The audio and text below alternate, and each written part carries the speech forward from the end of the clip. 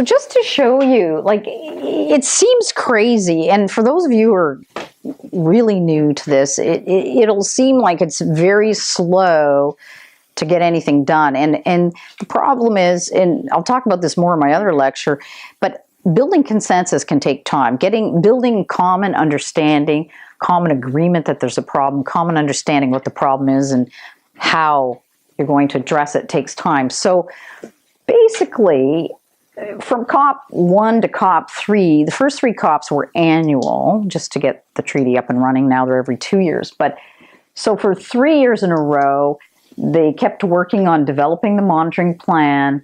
They had technical working group meetings. And finally, at COP 4, there was this first light evaluation. There was a working group to actually develop an evaluation framework with indicators, because you have to measure against something to see if your treaty is working. And they also had the first global monitoring report and agreed to this 6-year cycle. Now, at COP 5, we had a lot of discussion of the framework, and it was felt it needed some more work. So that was another bit of time. At COP 6, we approved the framework. At COP 7, we elected the committee and began our work. So we had this 2-year intersessional period to do our work, but it didn't actually amount to 2 years. What's interesting is, so the COP was in May of 2015. It elects this committee. The committee elects me to chair.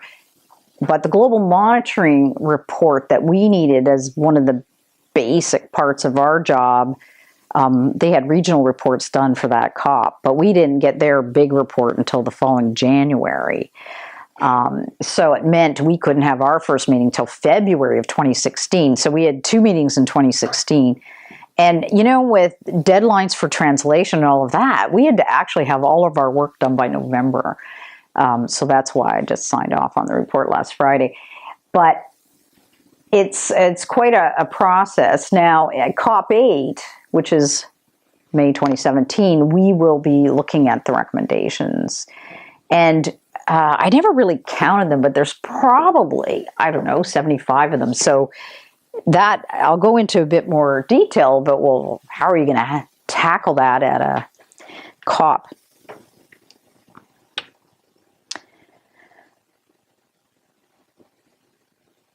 So the framework. So the framework was I don't know if I have a copy. I thought I brought a copy with me. But anyway, it's about a 30-page document. Yeah, this is it. And it's quite, went article by article looking at, well, first of all, it set out the purpose. So what is this for? Why are we doing this? And then how we're going to go about it. So the first stage was the Secretariat would gather information. The second stage would be analyzing that information. So when we went through this process in the last year, so even though we didn't meet till February, the Secretariat started gathering the information, and they had a draft report which they sent to me in the fall. So before the committee ever met, I had sent, and my vice chair, we had sent comments in to the Secretariat on a couple of iterations of that report before it ever saw the light of day. And then the framework also set out elements and indicators for the effectiveness evaluation.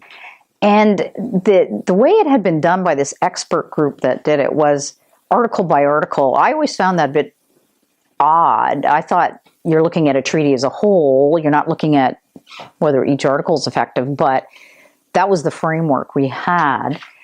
And I'll get into this in more detail later, but it was interesting to do it article by article, but also we discovered you really needed some general overarching and cross-cutting analysis, right?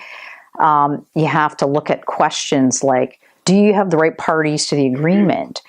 Is there any issue with your amendment procedures? Or one thing we did find ultimately that products cut across every chemical issue, right? So we found products as a cross-cutting issue. The framework also set out what some of the limitations were of our effectiveness evaluation. I'll go into those a bit more in terms of reference for the committee. So this is just to give you a look, this document I had referred to. So this is just a snapshot from the document, just to give you an idea of what the framework looked like.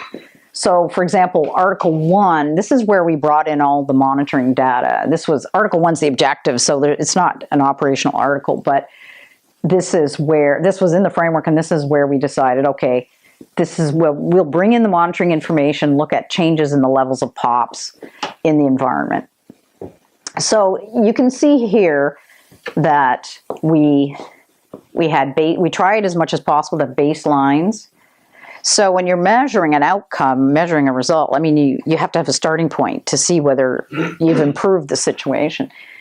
So at the top, we had outcome indicators. On some of the articles, developing, we didn't have any outcome indicators, and that was a problem. But we used the ones we had. We had always indicated where we got the information, what the limitations were with the data, and our baseline for the data. So we tried to be consistent throughout in looking at and having a consistent approach to every article. And as I said, this was a framework given to us by COP6.